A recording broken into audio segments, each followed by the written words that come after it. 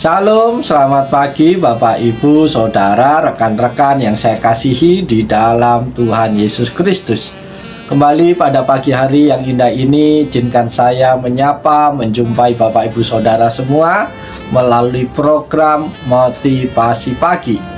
Firman Tuhan pada pagi hari ini terambil di dalam 1 Korintus pasal yang ke-13 ayat yang ke-8 sampai ayat yang ke-9 yang berbunyi demikian.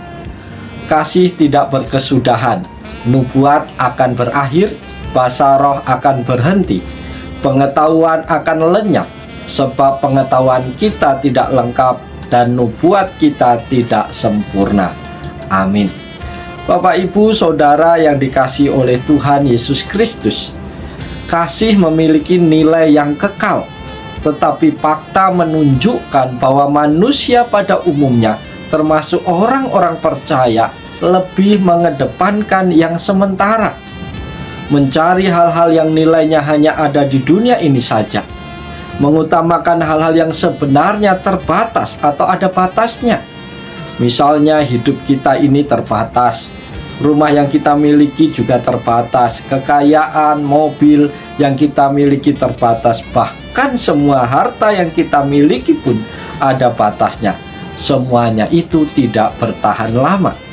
Saudara-saudara terkasih, oleh karena itu, marilah kita hidup dalam kasih, karena kasih itu tidak terbatas dan tidak dibatasi oleh ruang dan waktu, tempat, situasi, dan kondisi apapun. Hanya kasih yang bernilai kekal. Kasih inilah yang harus Bapak, Ibu, Saudara miliki, karena ketika kita hidup di luar kasih, maka sama saja kita hidup di luar Allah.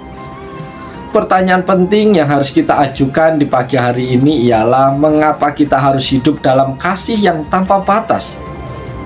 Oleh sebab itu, lewat bagian firman Tuhan ini ada beberapa alasan kuat yang menjadi jawaban utama.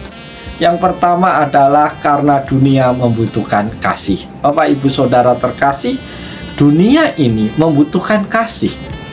Kasih merupakan jawaban yang penting bagi kehidupan dunia pada masa ini. Orang-orang haus akan kasih, dan banyak di antara mereka yang kehilangan kasih. Kita hadir di dunia ini untuk menjadi alat kasih Allah, mengasihi dunia yang sedang dalam krisis akan kasih.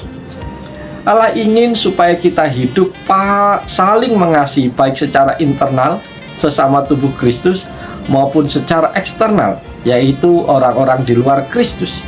Dengan demikian, itu menjadi tanda bahwa kita adalah murid-murid Tuhan Yesus Kristus.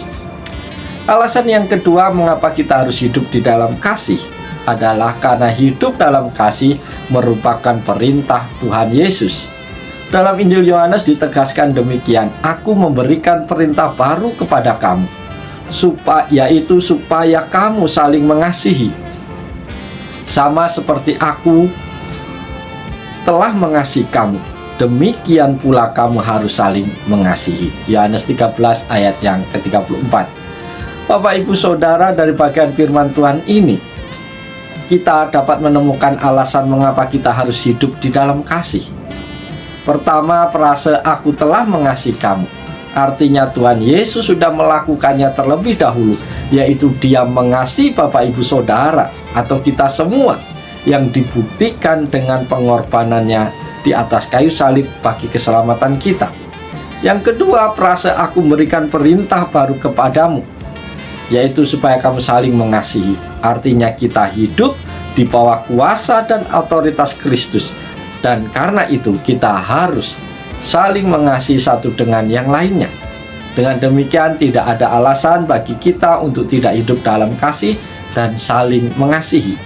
Tuhan Yesus telah beri teladan, model, contoh bagaimana hidup di dalam kasih itu. Oleh karena itu, perintahnya harus kita taati dan harus kita lakukan. Alasan yang ketiga adalah mengapa kita harus hidup di dalam kasih, karena saling mengasihi itu tanda kita sebagai murid Yesus. Yohanes 13 ayat 35 mengatakan demikian, "Dengan demikian semua orang akan tahu bahwa kamu adalah murid-muridku, yaitu jikalau kamu saling mengasihi." Saudara-saudara terkasih, Dunia akan melihat bahwa kita adalah murid-murid Kristus kalau kita hidup dalam kasih. Mengapa demikian?